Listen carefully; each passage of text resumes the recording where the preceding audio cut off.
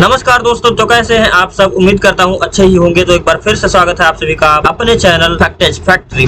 तो दोस्तों आज हम बात करने वाले हैं संस्कार पर। संस्कार हमारे जीवन में कितना महत्व रखता है ये तो आपको पता ही है, और ये कितने प्रकार का होता है ये भी आपको जानना बहुत ही जरूरी है, क्योंकि आज का जो इंसान है ये अपने संस्कारों को, अपने धर्मों को भूलता जा रहा है। तो दोस्तों वीडियो बहुत ही इंटरेस्टिंग है, अगर आपको देखना है तो लास्ट तक बने रहो। तो आइए दोस्तों शुरू करते हैं। भारतीय समाज सर्वभूतेषु आत्मवत् के सिद्धांत में विश्वास रखता है, परंतु मानवीय स्वभावानुकूल प्रत्येक प्राणी में कुछ गुण व अवगुणों का होना सदैव ही देखा जाता है, जो उसे जन्म से प्राप्त होते हैं, तथा कुछ का ग्रहण वह अपने परिवेश में सहज ही जाने अनजाने में कर लेता है, तो किन्हीं को अपने प्रयास व अथक परिश्रम से स्वयं में विकसित करता है। मानवीय स्वभाव की इस प्रवृत्ति को सही दिशा देने के निमित्त या उद्देश्य से संस्कारों का प्रादुर्भाव हुआ, जिसके माध्यम से मनुष्य के संपूर्ण व्यक्तित्व का विकास करने, उसको जीवन प्रवाह के अनुकूल बनाने तथा उसकी मानवीय व अति मानवीय शक्तियों को नियंत्रित करने का प्रयास किया गया है। संस्कार का कई अर्थ बताया गया है। संस्कृत करना, परिष्कृत करना, सम्यक करना, ठीक करना, उपयुक्त करना, दोष मार्जन करना। संस्कार को परिभाषित करते हुए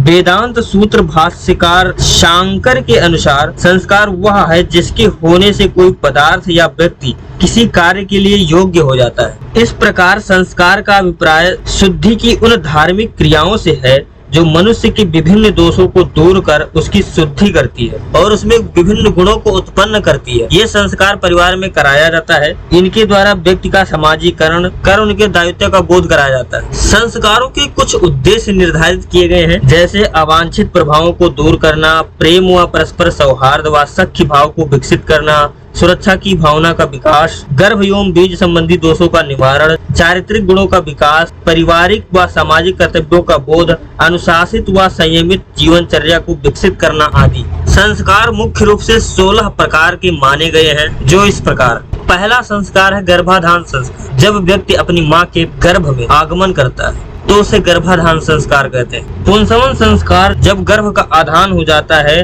तो उसके बाद में अच्छे स्वास्थ्य के लिए पुंसवन संस्कार किया जाता है। तीसरा सीमंतोन्नयन संस्कार होता है। चौथा जातक्रम संस्कार, यह बालक के जन्म के समय किया जाता है। पांचवा नामकरण संस्कार, जो कि आप जानते ही हैं। छठा निष्क्रमण संस्कार, बच्चे के जन्म के बाद जब घर से बाहर निकालते हैं तो उसको निष्क्रमण संस्कार कहते हैं। सातवां है अन्नप्राशन संस्कार, बच्चे को प्रथम बार जब हम अन्न ग्रहण करवाते हैं तो उसे अन्नप्राशन संस्कार कहते हैं। आठवां है चूड़ाक्रम संस्कार, जब बच्चे के बाल बड़े हो जाते हैं और उसमें जब प्रथम बार हम चूड़ा लगाते हैं। कर्णवेध संस्कार, जब बच्चा 3 साल से ऊपर हो जाता है तो उसके कानों को छेदा जाता है। 10वां है विद्यारंभ संस्कार, इसमें जब हम बच्चे को विद्या ग्रहण कराने लगते हैं तो इसे हम विद्यारंभ संस्कार कहते हैं। 11वां है उपनयन संस्कार, बालक को शिक्षित करने हेतु उपनयन संस्कार किया जाता है।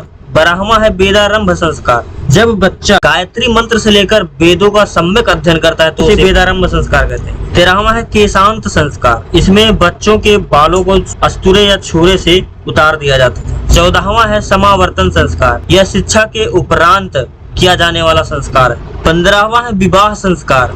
इसके बाद लास्ट संस्कार आता है अंत्येष्टि संस्कार। तो दोस्तों बस आज के लिए इतना ही। वीडियो आपको कैसे लगी, अगर अच्छी लगी हो तो लाइक करो, शेयर करो, चैनल पर नए हो तो चैनल को सब्सक्राइब कर लो। जय हिंद, जय भारत, बाय बाय।